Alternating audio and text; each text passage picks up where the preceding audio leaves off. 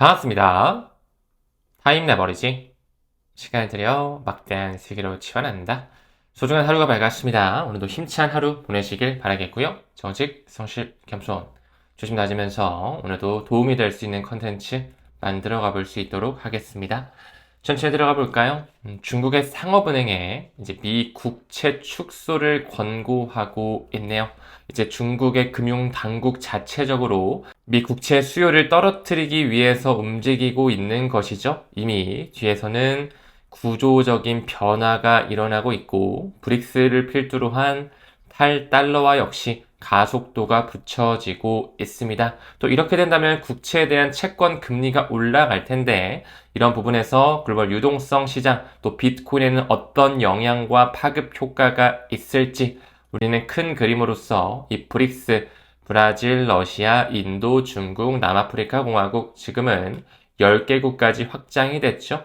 이 브릭스페이는 현재 약 40% 정도의 금을 백본으로 두면서 공정한 결제 시스템을 만들기 위해 혈안이 되어 있다라고 말씀을 드렸습니다. 이 크로스보더 메시징 시스템을 바꾸기 위한 그들의 구조적인 작업이라는 것, 이 컨소시엄 형태의 페이먼트 시스템이 이 친구와도 궤를 같이 한다라고 하는 이 퍼즐 자체를 우리는 맞춰볼 수 있어야 되겠죠. 다음 기사 봤을 때 로버트 키오사키 오랜만에 또 나왔네요. 금 vs 비트코인 둘 중에 하나만 선택하라고 한다면 본인은 비트코인을 고를 거다 이런 식으로 말을 하고 있는데요.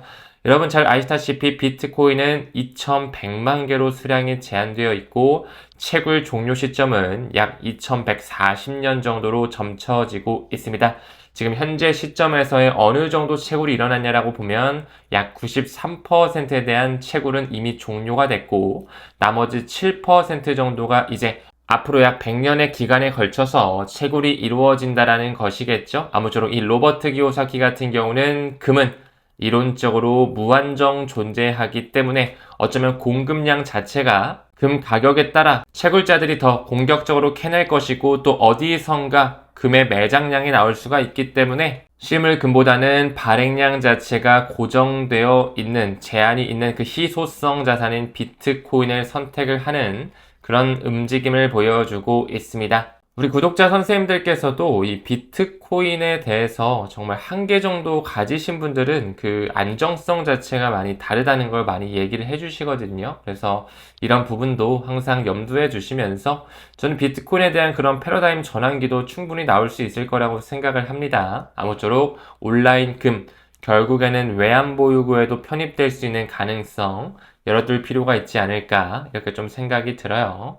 다음 기사 봤을 때 도널드 트럼프가 또 한 번의 선심성 정책을 펼치고 있는데 의회에서는 제동이 걸리고 있습니다. 월스트리트, 월간 너네들 주택 투자 금지해라. 이제 너희가 사지 마. 기업에서 사지 말고 개인들이 살 수 있도록 시장을 열어놔야 된다. 뭐 이런 스탠스로 얘기를 하면서 주거비 자체를 낮추기 위해 지금 지속적으로 트럼프가 선심성 정책을 여러 가지 펼치고 있죠.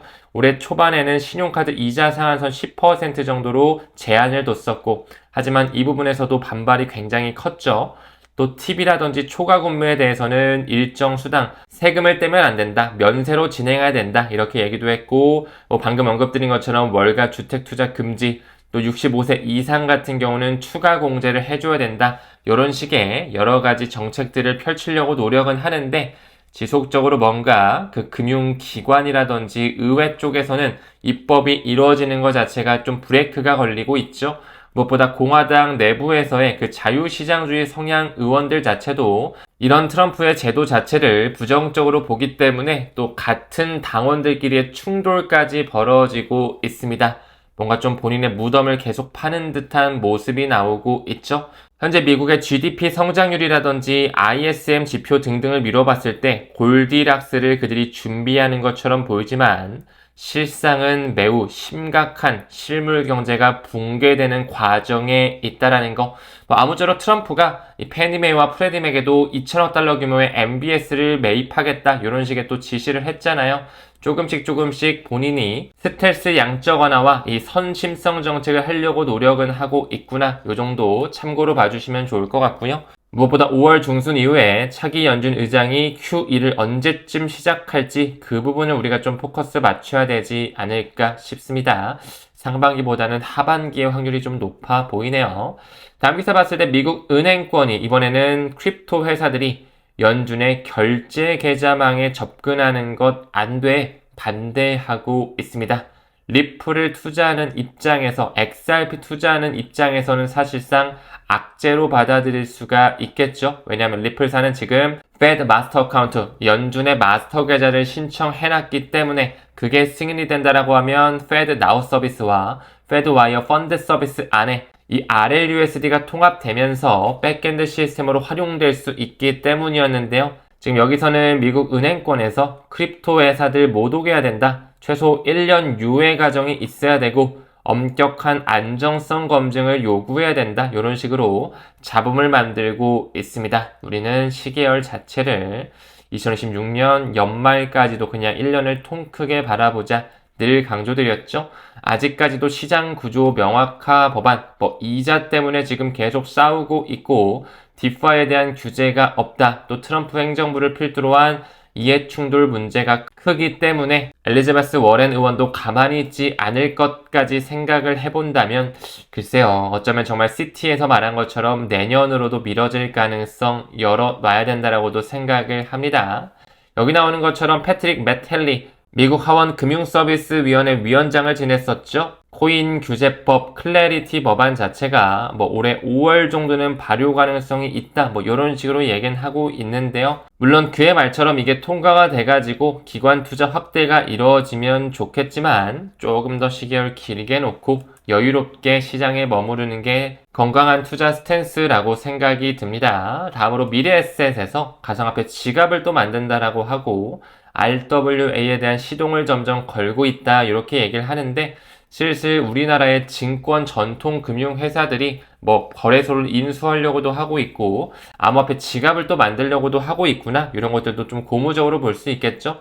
또한 최근에 다날에서 스테이블코인 결제 정산 구조 최적화할 수 있는 특허를 취득하고 있다. 이 부분도 매우 긍정적으로 볼 수가 있는데 작년 하반기였죠. 이 다날에서 원화 스테이블코인을 본격 추진함에 있어서 리플 원장을 또 활용 검토하고 있었다라는 거. 지금 계속적으로 XRP 레저 같은 경우는 새로운 금융 레이어로 진화하는 과정에 있습니다. 매우 중요하게 바라봐야 되고요. 다음으로 채팅하다 결제까지다 라고 하면서 톤, 텔레그램 안으로 들어온다. 지금 현재 텔레그램 어플 같은 경우는 전 세계적으로 월간 활성 사용자를 밀어봤을 때 10억 명을 충분히 상회하는 엄청난 영향력을 쥐고 있죠. 여기에 톤코인이 쓰일 수 있다라고 하는 가능성이 열렸고 또 최근에 톤 파일을 출시하면서 그 안에서 톤코인 결제, 스테이블 코인 결제가 가능해지는 구조가 만들어지고 있기 때문에 저는 개인적으로 이 톤코인 같은 경우도 비전이 꽤 괜찮다라고 생각을 합니다. 우리나라에서는 이 텔레그램 어플 자체가 범죄에 연루된 이력이 많다 보니까 좀 부정적으로 느껴지는 시선이 많은데요. 아무쪼록 이런 생태계 안에서 커뮤니티 토큰으로 쓰일 수 있다라는 것 자체 매우 큰 유틸리티가 나올 수가 있겠죠? 참고적으로 타임 레버리지 채널에서는 텔레그램 방은 따로 운영하지 않습니다. 혹시라도 사칭 채널이나 텔레그램 방 같은 게 있으면은 절대 입장을 안 하셨으면 좋겠어요. 요즘에 너무 그런 게 많다 보니까 주의하셨으면 좋겠습니다. 다음 기사 봤을 때 MIT의 경고라고 하면서 AI를 통한 투자 상담은 아직 위험하다 이런 기사가 월스트리트 저널에서도 나왔었는데요. 사실상 아직까지 대형 언어 모델 기반의 이 AI 챗봇 같은 경우는 설득력은 좀 있을지 몰라도 공감 능력이 부족하기 때문에 재무 조언자로서 신뢰하기 어렵다. 요즘 챗 GPT라든지 제미나이 같은 것들이 워낙 활성화되다 보니까 그쪽에 투자 쪽으로 좀 조언을 받으시고 리서치 하시는 분들도 꽤 많으신 것 같은데요. 은근히 잘못된 정보를 주는 경우도 꽤 많더라고요. 그렇기 때문에 여러분들 너무 또 AI에 의존하기보다는 본인이 또 직접적으로 공식적인 문서나 논문 같은 것도 같이 찾아보면서 장기 투자 이어가셨으면 좋겠습니다. 또 요즘에는 AI 기반으로 한 레버리지 거래 플랫폼 도구가 만들어졌다. 어디 포항공대 카이스트에서 만든 하나의 프로그램이고 이거를 구독해가지고 이걸로 선물 트레이딩을 하면은 돈을 벌 수 있다. 요런 식의 플랫폼도 요즘 굉장히 많거든요. 저는 안 하시는 걸 권장을 드립니다. 선물 트레이딩, 뭐 프로젝트성 코인, 뭐 이런 거 저한테 광고가 하루에 10개, 20개씩 오거든요. 이 플랫폼 광고해 주시면 뭐 얼마를 드릴게요. 뭐 여기서 선물 트레이딩 하는 거 수수료를 몇 프로 드릴게요. 관심 없습니다. 여러분들 항상 유튜브 보실 때도 뭐 전화번호 남기고 뭐 선물 트레이딩하고 리딩방하고 이런 채널은 구독을 절대로 하지 마시고 좀 멀리 하세요. 이 워낙 암호화폐를 활용해서 사기가 판치고 있는 이 현실이다 보니까 항상 좀 주의해서 투자를 하셨으면 좋겠습니다. 다음으로 XRP와 H바 헤데라죠. 그리고 리플과 짝꿍인 스텔라 루멘이 43조 달러 규모 시장 재편의 핵심 동력으로 지목이 되고 있다라고 하면서 이 세 가지 코인은 또 ISO 20022 메시징 표준에 준수를 하고 있죠. 시간이 지남에 따라 점점 더 이 금융권의 유틸리티로 입증이 될 만한 코인들이다 볼 수가 있는데요. 얼마 전에 카나리 캐피탈 CEO 스티브 맥클러그의 강연 자료에 미루어 보더라도 XRP 레저가 새로운 금융 시스템으로 떠오르고 있다라는 말과 함께 이 헤다라 해시 그래프 자체가 꾸준히 기업용 인프라에서 계속적으로 좀 채택이 되고 있고 생태계가 커지고 있다라는 얘기를 했었죠.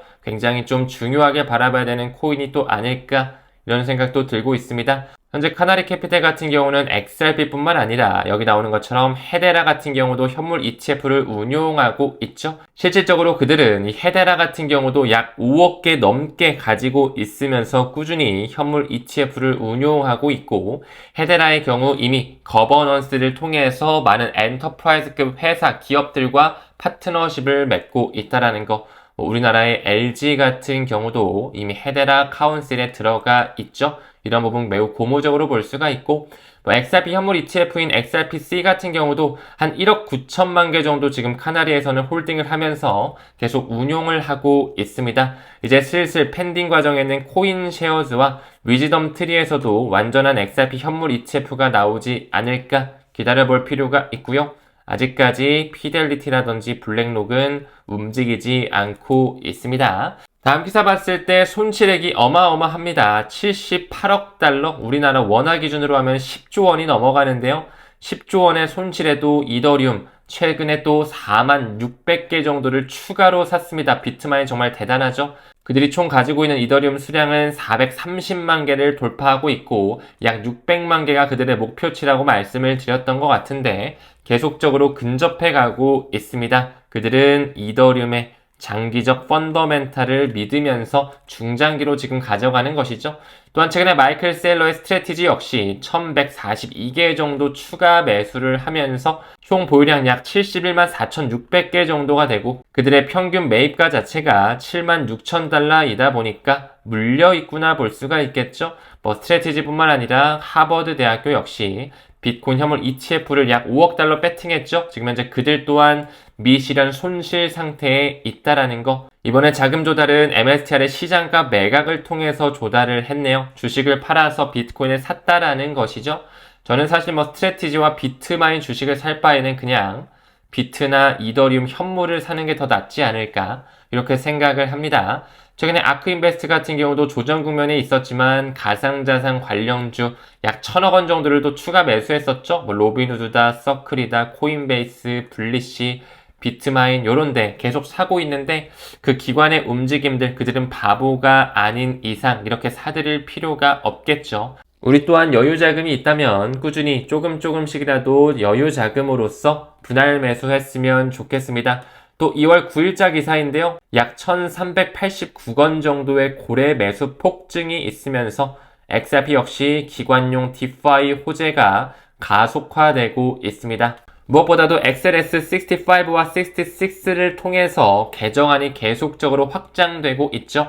랜딩 프로토콜이라든지 퍼미션드 덱스라든지 프라이버시에 대한 채택, MPT 등등 계속적으로 이 XRP 레저가 업그레이드되는 구조적 변화 속에 있습니다. 또 플레어 네트워크를 통해서도 계속적으로 볼트 전략이라든지 FXRP를 통한 이자 수익을 만들어낼 수 있는 그들끼리의 전략적 움직임이 나오고 있죠.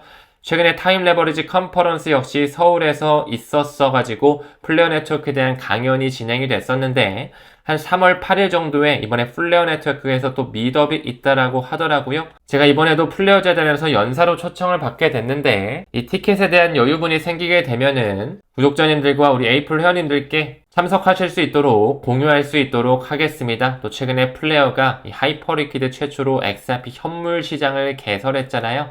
이 기사와 이 기사를 같이 봐주시면 되겠죠? 사실상 플레어 네트워크와 리플사 유착관계가 꽤 있기 때문에 그들은 계속 생태계를 키워나가면서 이자를 받을 수 있는 파이프라인을 계속적으로 만들어가는 과정에 있다라는 거, 우리 또한 이런 것들을 면밀하게 공부하면서 길게 투자하니까 복리 파이프라인을 내 것으로 만들어 주셔야겠죠. 꾸준한 가치 투자 이어가셨으면 좋겠습니다. 그럼도 끝까지 시청해 주시면 굉장히 감사드리고요. 오늘 저는 8시에 라이브 있으니까요. 에이플리언님들은 참고해 주시면 감사하겠습니다. 우리는 모든 면에서 점점 더 좋아지고 있습니다. 감사합니다. 성투합시다.